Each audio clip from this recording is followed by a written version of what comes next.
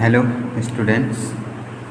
তো আজকে আমি তোমাদের ক্লাস 6-এর অঙ্ক বইয়ের কোষে দেখি 1.1-এর 3 নম্বর ক্লাসটা নিয়ে এসেছি।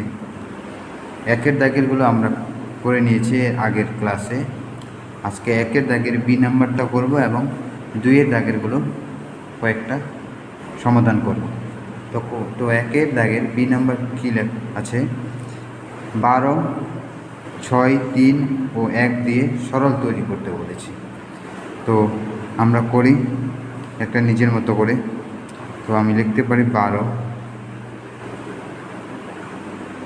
ভাগ 6, ফার্স্ট ব্র্যাকেট ইউজ করলাম,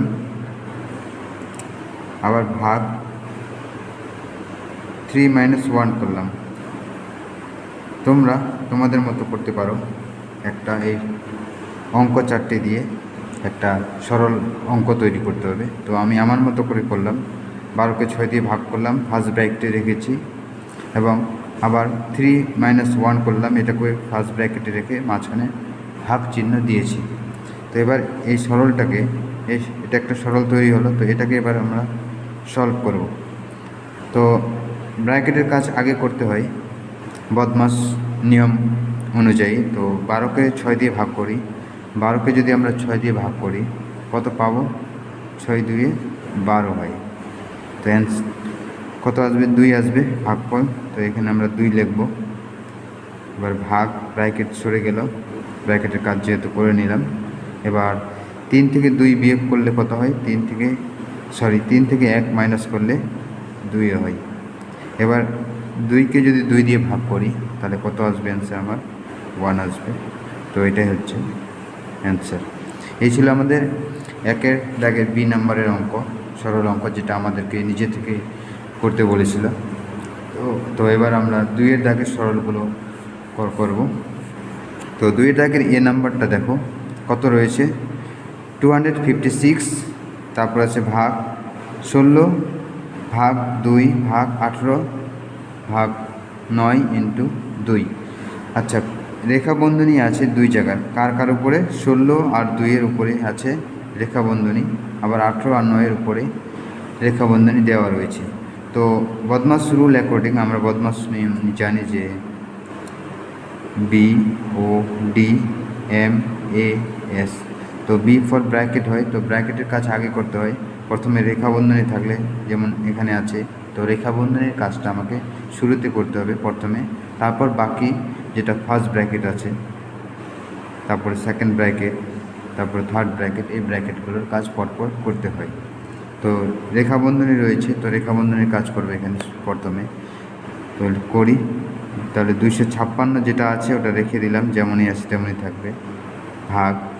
এবার রেখাবন্ধনী কার উপরে আছে? 16 আর 2। তো এই দুইজনের মাঝে রয়েছে ভাগ। তো 16কে আমরা 2 দিয়ে ভাগ করব। 16কে যদি 2 দিয়ে ভাগ করি আমরা কত পাবো? 2 × 8 = 16। ঠিক আছে, তো 8 পেলাম ভাগফল। তো এই 16কে 2 দিয়ে ভাগ করলে 8 পাচ্ছি, তো 8 লিখবো এই জায়গায়। আবার ভাগ, এখানে রেখাবন্ধনী রয়েছে, তো এটাকে ভাগ করি। 18কে 9 দিয়ে ভাগ করলে, 18কে যদি 9 দিয়ে ভাগ করি, 9 × 2 = 18 হয়। তো 2 পাচ্ছি, তো এখানে লিখব 2 ইন্টু যেটা আছে সেটা, অর্থাৎ ইন্টু 2। এবার বন্ধনীর কাজ শেষ হয়ে গেল। ফার্স্ট বন্ধনী বা সেকেন্ড বন্ধনী তো নেই এখানে। তো এবার দেখো বন্ধনী নেই, ব্র্যাকেটের কাজ কমপ্লিট। ও বলতে অফ এর এখানে নেই, আছে কি? D for division. তো ভাগের কাজ করবে এবার, তারপরে গুণ আসবে, তারপরে গুণের কাজ।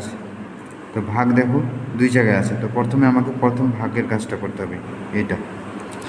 তো 256কে প্রথমে আমরা 8 দিয়ে ভাগ করি। এখানে 256 লিখলাম,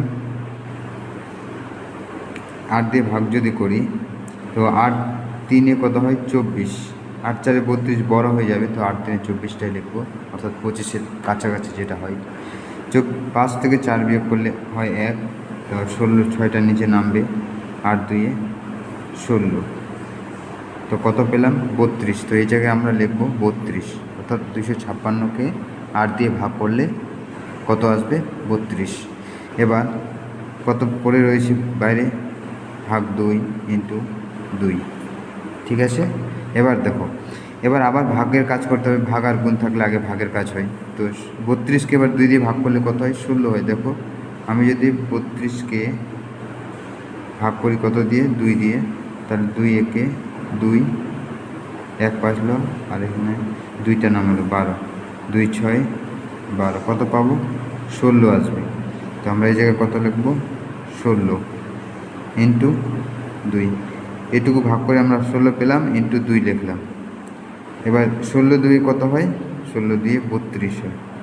দেখো 2 6 12, হাতে বাঁচলো 1, 2 2 আর হাতের 1 3, তো 32। তো 32 হলো আমার এই সরলের অঙ্কের অ্যান্সার।